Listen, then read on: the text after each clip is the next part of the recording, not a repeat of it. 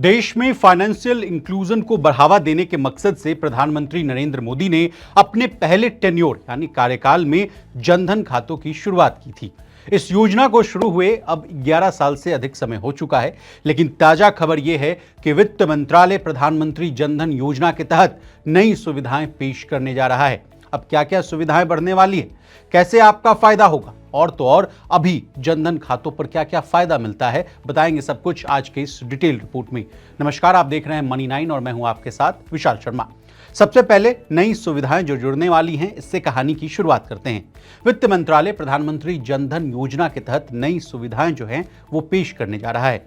इसमें कस्टमर्स को चेकबुक जारी किया जा सकता है और ओवरड्राफ्ट लिमिट को भी बढ़ाया जा सकता है। इसके अलावा आने वाले समय में एलिजिबल जनधन खाता धारकों के लिए कम रकम वाले क्रेडिट कार्ड लाने पर भी विचार किया जा सकता है, जिसकी क्रेडिट लिमिट जो है वो कम रहेगी। अगला सवाल आपके मन में यह आ रहा होगा कि सरकार इन कदमों को क्यों उठाना चाहती है।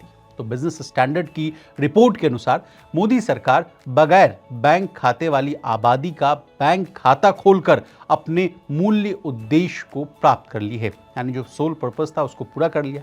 लेकिन अगला मोटिव यह है कि इन खाता धारकों को अब और अच्छी और अधिक सर्विसेज मिले। इसके अलावा सरकार इन कदमों से इन ऑपरेटिव अकाउंट्स वाली समस्या को भी दूर करना चाहती है। अब इन ऑपरेटिव अकाउंट्स वाला मामला क्या है, उसको आसान भाषा में समझिए। प्रधानमंत्री नरेंद्र मोदी ने 28 अगस्त 2014 को जनधन योजना की शुरुआत की। अगस्त 2024 तक देश में खोले गए जनधन खातों की संख्या बढ़कर 53 करोड़ के पार पहुंच गई। देश की वित्त मंत्री निर्मला सीतारमण ने भी जनधन योजना के 1 दशक पूरे होने पर इससे जुड़े अहम आंकड़े शेयर करते हुए इसके सफल रहने की भी बात कही थी। अब क्या आंकड़ा पेश किया गया था उस समय, ये जानिए। वित्त मंत्री के मुताबिक उस समय कहा गया था कि पिछले 10 सालों में गरीबों के लिए 53.13 करोड़ जनधन खाते खोले गए हैं और लगभग 80% खाते जो है ऑपरेटिव है, यानी चालू। इनमें 14 अगस्त 2024 तक 2.31 लाख करोड़ रुपए से ज्यादा जमा यानी डिपॉजिट है। निर्मला सीतारमण ने उस समय बताया था कि जो जनधन खाते खोले गए हैं उनमें से 67% खाते ग्रामीण और सेमी अर्बन क्षेत्रों में ओपन हुए, जबकि इनमें 55% खाते महिलाओं के। अब पर अकाउंट कितना एवरेज बैलेंस है, ये रोचक जानकारी भी ले लीजिए। वित्त मंत्री ने प्रधानमंत्री जनधन योजना को सफल बताते हुए कहा था कि इसकी शुरुआत के बाद मार्च 2015 में प्रति खाते में औसत बैलेंस 1065 रुपए था, जो अब बढ़कर 4352 रुपए हो गया है। इसके अलावा खातों की तादाद बढ़ने के साथ ही जमा राशि में भी बड़ा उछाल आया। मार्च 2015 में कुल जमा 15,670 करोड़ था, जो कि बीते 14 अगस्त 2024 तक बढ़कर 2,31,236 करोड़ रुपए पर पहुंच गया है। अब वापस लौटते हैं इन ऑपरेटिव अकाउंट्स वाले मामले पर। प्रधानमंत्री जनधन योजना के तहत खोले गए कुल अकाउंट्स में से 11.30 करोड़ खाते निष्क्रिय हो चुके, यानी इनमें कोई ट्रांजैक्शन लंबे समय से नहीं हो रहा है।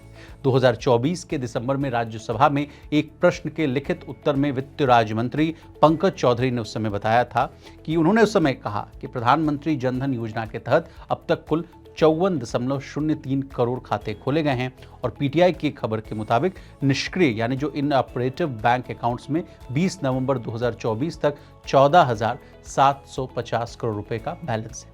बस इसी बैलेंस और इनऑपरेटिव अकाउंट्स वाली समस्या को सरकार दूर करना चाहती है। सरकार को उम्मीद है कि नई सर्विसेज शुरू होने से कस्टमर्स फिर से अपने अकाउंट को ऑपरेट करने लगेंगे। अब कहानी की शुरुआत में हमने आपको बताया था कि सरकार ओवरड्राफ्ट सीमा को भी बढ़ाने पर विचार कर सकती है। अब ये वाला मामला क्या है, इसको भी समझने के लिए आपको पहले जनधन खातों पर क्या क्या फायदा मिलता है, पहले ये कहानी समझनी होगी।